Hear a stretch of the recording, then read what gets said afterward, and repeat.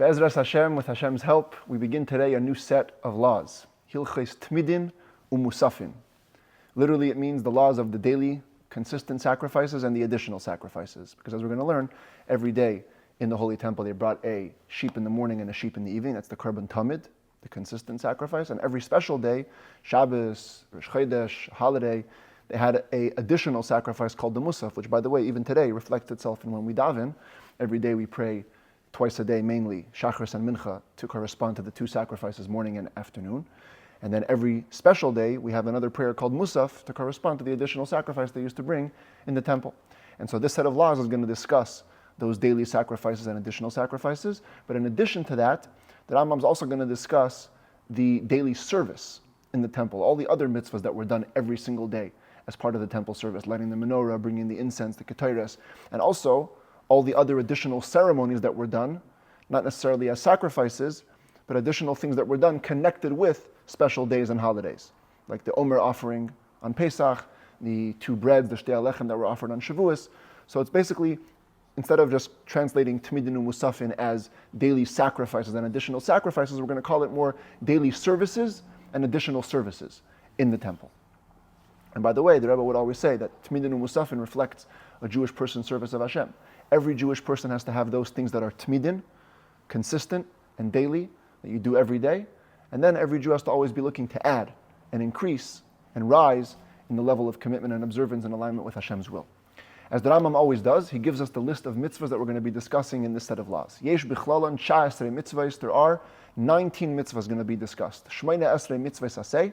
18 of them are positive mitzvahs. Va'achas mitzvahs leis aseh, and only one negative mitzvah. V'zeu pratan, and these are their details. Aleph, lahakriv shnei kvasim b'chol yom oilis. We have to offer 2 sheep every day as burnt offerings. That's the Korban Tamid, the daily sacrifice. Beis. Number 2, lahadlik eish al hamizbeach b'chol yom. There's a mitzvah for the kohanim to light a fire every day on the altar. Gimel, shalei lechabaysa. There's a prohibition against putting out this fire. Dalid, laharim es hadeshen b'chol yom. The kohanim have to remove a portion of the ashes that would accumulate on the altar every day. This is a special procedure that was done early in the morning, and we'll talk about it when we get to that chapter tomorrow, God willing. Hey, lahaktir k'toidas b'chol yom. The kohanim have to offer incense every day. Vav lahadlik neiros b'chol yom. The kohanim have to light the lamps of the menorah every day. Zayin sheyakriv kohen gadol mincha b'chol yom. The high priest needs to bring a flour offering every day. V'hiya nikras chavitin, which is called the pancakes, the laws of which we had in the last set of laws, the procedure about how to make it. But today, or in this set of laws, we're discussing the mitzvah of bringing it. Ches lahoisif shnei kvasim oilis b'Shabbos. Now we move on to the Musaf part, the additional part. Every Shabbos, we have to add 2 sheep that are brought as burnt offerings. Tes lasois lechem aponim. Every Shabbos, they did the procedure of the showbread. On the shulchan, on the table inside the Holy Temple structure, there were 12 breads that were remade every week, and new ones were piled up on the table every week. That's part of the special Shabbos service. Yud Musaf Rashi Chadashim. There was a Korban Musaf, an additional sacrifice brought every new month. Yud Aleph Musaf HaPesach. There was an additional sacrifice brought on the 7 days of Pesach in Israel. Today we have 8 days outside, but in Israel it still keeps 7 days. Yud Beis Lahakriv Oimer HaTnufa. Another mitzvah associated with Pesach, that on the 2nd day of Pesach they brought the Omer offering, the first barley offering. Yud Gimel Musaf Atzeres. The Musaf, the additional offering for Shavuos. Yud Dalid Lahavi Shtei Halechem Im HaKarbones Habayis Biglal Halechem B'yom Atzeres, to bring the special 2 breads with the sacrifice that accompanied them. 2 special sheep that were the only communal peace offerings on Shavuos day. Tesvav Musaf Resh Hashanah, the additional offering for the new year. Tezayin Musaf Yom Tzoyim, the additional offering for the fast day, Yom Kippur. Yud Zayin Musaf Echag, the Musaf offering on the 7 days of Sukkot. Yud Ches Musaf Shmini Atzeres, the additional offering on the 8th day, the Shmini Atzeres. And Yud Tes Lisper Kol Ish Ve'ish Shiva Shavuos Miyem Akrava Sa'omer, from the day after the Omer was brought, or of the Omer offering, 2nd day of Pesach.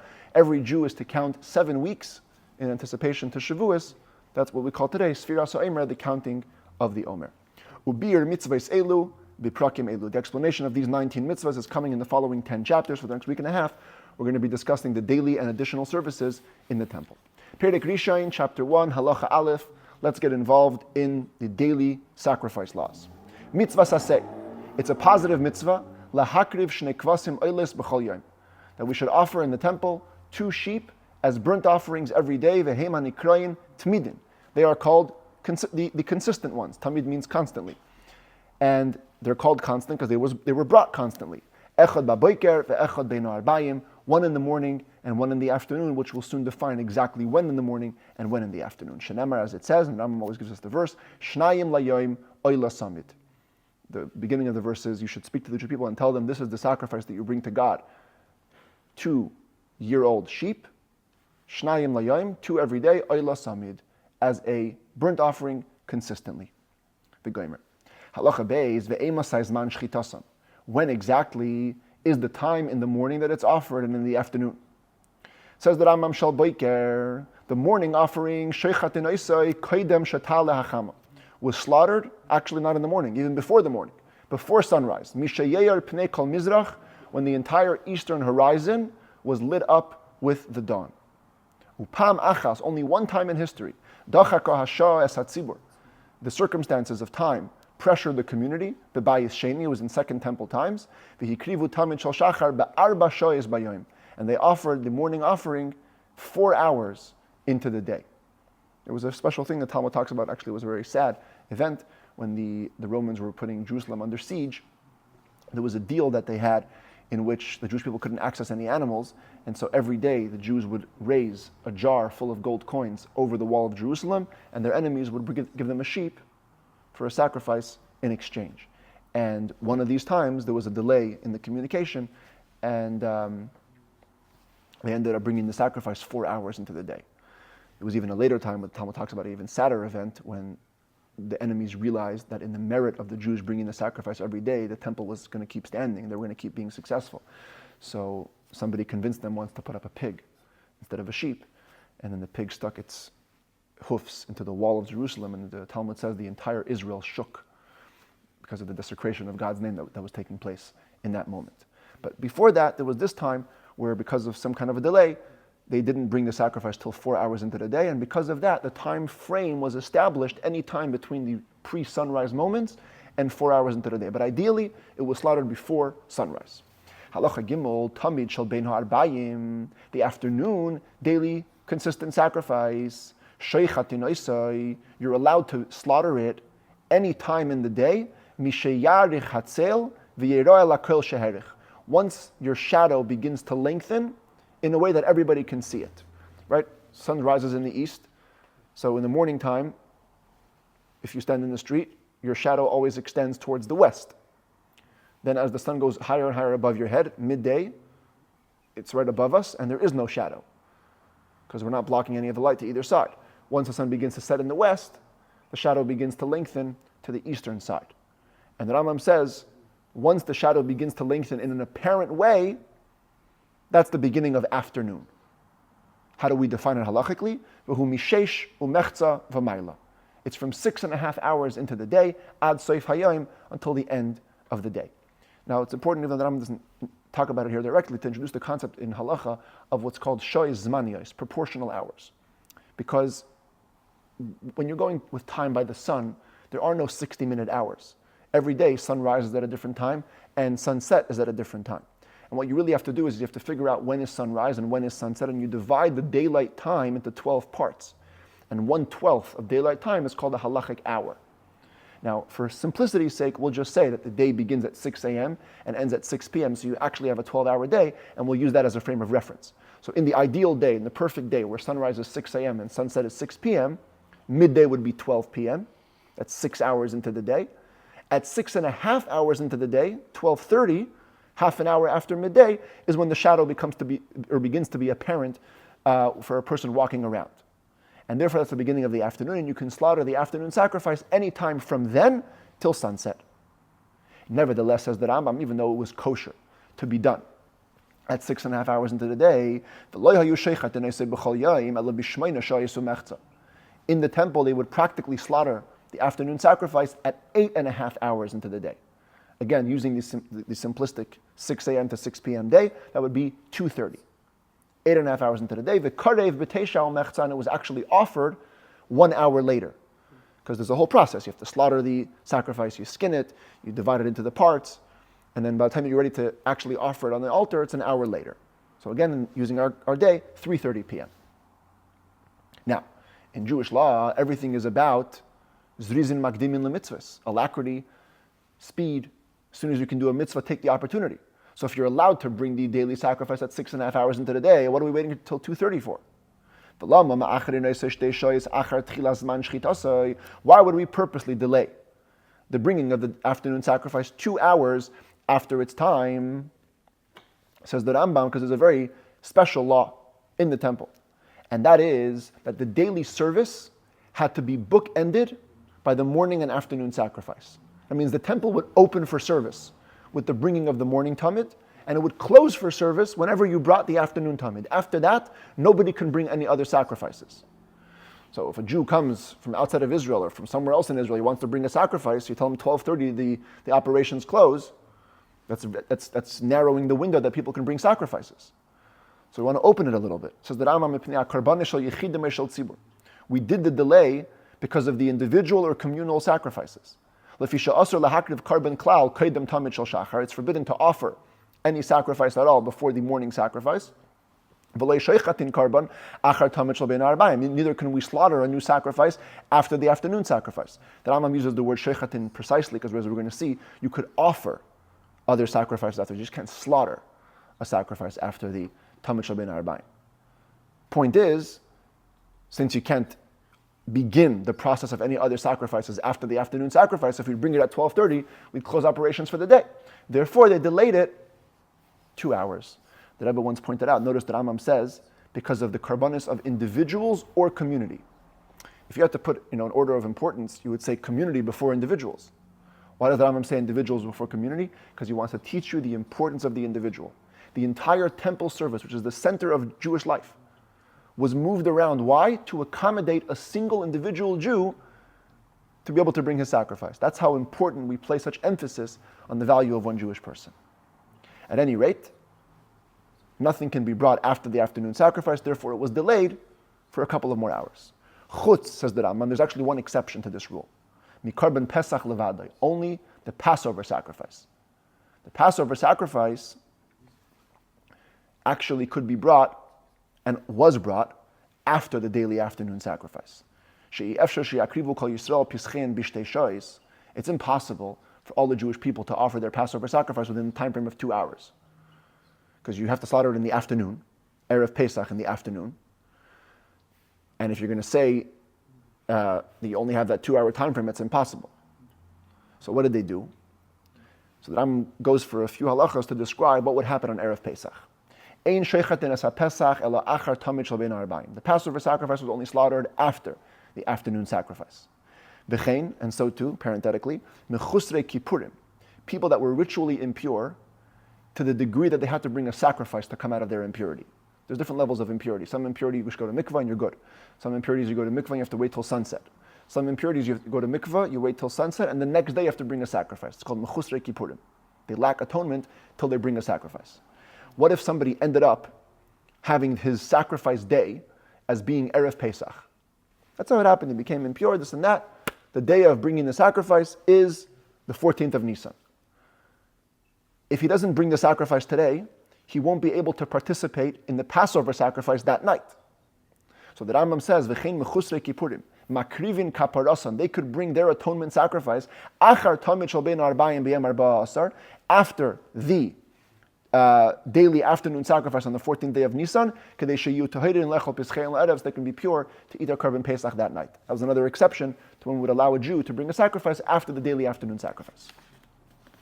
Okay, talking about Erev Pesach, what was the details on that? It says that Rambam Arvei Psachim, Bein Bechol, Bein B'Shabbos, on Erev Pesach, whether it was weekday or Shabbat, because 14th of Nisan could fall out on Shabbat, actually this coming year that's what's going to happen. They would back it up an hour. Instead of slaughtering it at 2:30 and offering it at 3:30, they would slaughter it at 1:30 and offer it at 2:30. They did still the delay of 1 hour so that other sacrifices could be brought in the morning still. Then they would close for operations at 1:30, offer it at 2:30, and then there should be time to slaughter all the Passover sacrifices after that window frame. If the eve of Pesach fell out to be on Friday, which could happen even today, so now you have to go back it up even more. That was the one time that they used to offer the afternoon sacrifice in its ideal time, the beginning of its time, 6.5 hours into the day, 12:30. The karev b'sheva umechza, and it was offered at 7.5 hours, 1 hour later. The reason you backed it up is because you have to, besides slaughtering the Korban Pesach, you have to also roast it. Now on a holiday you can roast, but on Shabbos you can't roast. So they backed it up an hour to give everybody time to roast before Shabbos came in. Here's supposed to be a picture of the Jews slaughtering their Passover sacrifice. It was a whole complex process that would line up, as we're going to learn in the next book, in the laws of the Korban Pesach, a fascinating procedure how this was done. And this was always done earlier in the day than on a regular day when they bring the afternoon sacrifice 2:30. Erev Pesach it was 1:30. If it was Friday, it was 12:30. Halacha Vav. Here we come to what I mentioned before about slaughtering versus offering. Even though we don't slaughter a sacrifice after the afternoon daily sacrifice, we could offer on the Mizbeach whatever needs to be offered on the Mizbeach all day. Not only all day. You can even continue to offer the limbs of burnt offerings or the insides of different sacrifices that we offered on the altar till halfway through the night, as we explained in the last set of laws of sacrificial procedures. And limbs and other inside parts that didn't get fully burned by the fire, for the daily sacrifices or other sacrifices, you can keep flipping them on the fire, treating them, to get them fully burnt all night till the morning. Shenemar, as it says in Torah, all night till the morning you can flip the meat to make sure it gets fully burnt. But the slaughtering has to be between the two sacrifices. After that, you can only offer. Halacha Zayin, Evadim Shal Tamid. The limbs that are going to be sacrificed from the daily sacrifice, Deichen Es Hatuma, they override, they supersede the laws of ritual impurity. If the Kohanim are impure, they can bring it in a state of impurity. Ve'ein Deichen Es HaShabbos. But they do not supersede Shabbos, which means on Friday, every Friday, they had to make sure that the afternoon Friday sacrifice was fully taken care of and offered before Shabbos comes in. Ela be'erev Shabbos bilvad, maktirin evrei tamid shel erev Shabbos. Only on Friday could you offer the limbs of the Friday daily sacrifice. Even though, again, in contrast to the last law, every day you can keep on bringing and offering stuff till the nighttime. But here, you have to finish before Shabbos. Shahatamid, because the daily sacrifice, its beginning does supersede Shabbos. Every Shabbos you bring a daily sacrifice. Of course. But if it's only the end of a previous day's sacrifice, it doesn't override the Shabbos. Additionally, says the Rambam, Chelvei Shabbos krevin beleile yomtiv. Another crossover concept. Talking about crossing over from Friday to Shabbos. Now let's talk about crossing over from Shabbos to holidays. Let's consider the scenario where you have Erev Pesach, it's the 14th of Nisan on Shabbos. Saturday night is Pesach. It's a holiday. Says the Rambam, here you're allowed to cross over. The fats of a Shabbos sacrifice could be offered on the night following the Shabbos, even if it's a holiday. Im chal yom tov liyas b'mitzvah Shabbos, if a holiday falls out to be on the eve following Shabbos. Aval ein krevin b'lei Yom Kippurim. But if it's a Shabbos to Yom Kippur crossover, so here in this calendar, if the 9th of Tishrei is on Shabbos, and that night is Yom Kippur, so now there's no crossover allowed. Any fats from Shabbos sacrifices must be taken care of on that day. Shenemar, because it says, Oilas Shabbos b'Shabbatoi, the burnt offering of each day of rest has to be brought on that day of rest. V'loi Oilas Shabbos zu b'Shabbos acheres, v'loi Oilas choil b'Yom Tov. That means you can't bring one Shabbos offering on another Shabbos, because Shabbos and Yom Kippur are both called Shabboses. You also cannot bring a weekday offering on a holiday. From Shabbos to holiday, that's allowed. But from Shabbos to Shabbos, Shabbos to Yom Kippur, that's not allowed. By the way, just to know, this scenario cannot play out nowadays. Yom Kippur doesn't, in our calendar, cannot fall out on Sunday, but in the times of Temple, when they were relying on witnesses for the moon sighting to set the calendar, so it was possible. Halacha ches, arba asar shechaliyas b'Shabbos. If the 14th of Nisan, same scenario here, falls out to be on Shabbos, so we just talked about the Shabbos sacrifices being offered that night. What about the Passover sacrifices? Besides for being a regular day, it's also Erev Pesach. Says the Rambam also, that's allowed. Maktirin chelvei apsachim b'leila yomtiv, mipnei shem kechelvei Shabbos. We could offer the fats of the Passover sacrifices all day, including the night of Yom Tov, because They're just like the Shabbos sacrifices that can be offered into the following night, even if it's Yom Tov. Halacha tes, a general principle about the daily sacrifices, is that ein poichasin mishisha tloyim hamavukarin belishkas hatloyim shabamikdash. We can have no less than 6 fully checked out sheep in the sheep chamber in the temple. In the beginning of this book, we learned that there was a big chamber called the Beis HaMoiked, the house of the fire, where they had a fire for the Kohanim to heat up. And in that big chamber, there were 4 small little chambers in the corner. One of those 4 corner chambers was called the Lishkas HaTloim, the sheep chamber, where basically the animals that were going to be used for sacrifices would be checked out for blemishes so they can be brought properly. The ones that were there in storage for the daily sacrifices had to be no less than 6. Fully checked out. The Umuchanim Kedem Yom Akrava Barba Yamim, that had to actually be ready 4 days in advance. So today's Wednesday, you knew you were going to bring a sacrifice on Wednesday. By Shabbos, the last Shabbos, they had to have ready to go these 6 minimum sheep. And furthermore, says the Rambam, even though these sheep were checked to begin with as soon as they came in, they would not slaughter the daily sacrifice till they checked it out again before the slaughtering, by the light of torches. Of course, it was brought in the early morning before sunrise, so you needed to have torchlight. Before the sheep was slaughtered, they would give it some water to drink in a golden cup, so it should be easy to skin. If the animal drinks water just before its death, the skin comes off a little bit easier. In the Talmud, there's 2 opinions about this golden cup. Some say it was actually gold, others say it's just an expression. It could have been any cup. In the Rambam, though, he rules in halacha, it had to be actually gold. So the Rebbe says, consider this. This cup was used for what? It was used for such a side service. It's to give an animal to drink, so later after it's slaughtered, you can skin it easier. The skin didn't even go on the altar, it went to the Kohanim. It was totally a side thing, and yet they were careful to use a golden cup, a very fancy metal. That's because, as the Talmud says, ein anios b'makim mashiros. In the place of richness, there is no poverty. Even the smallest, most minute things have to be done with the best of the best. And the same is true for a Jewish temple. We all have our Beis HaMikdash, the parts that we dedicate to Hashem. Every single element has to be done with the best and highest quality. Halacha Yud, Kimasei Tamid Shel Shachar, Kach Masei Tamid Shel Bein Arbayim. The procedure for how to offer these sacrifices was done same in the morning as in the afternoon. V'hakol Kimasei Ha'oila Shekasavnu B'Masei HaKarbanes, all following the procedure for a burnt offering, which we wrote in the last set of laws, sacrificial procedures. It's fascinating that in the Talmud, the way we know how to offer a burnt offering is from the tractate called Tamid, the daily sacrifice, where the Talmud describes how the daily sacrifice was brought. But the Rambam codifies it in the opposite way. He talks about generally burnt offerings, and he writes all those details there. And here he says, by the way, just consult that to know how the Tamid was brought, because it was really, after all, just a regular burnt offering. And by knowing how to do any burnt offering, you can know how to do the Karban Tamid. Before the slaughter, they wouldn't bind its hands and feet, so as not to copy the practice of the heretics. Apparently, as Rashi explains this, part of idol worship, bringing an animal to an idol, was they would bind all 4 of its hind and front legs together.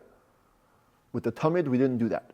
We don't want to appear similar to them. Ella oichazin yadav v'raglav b'yadei, and they'd have kohanim on site who would grab hold of the hind and four legs with their hands before the shechita.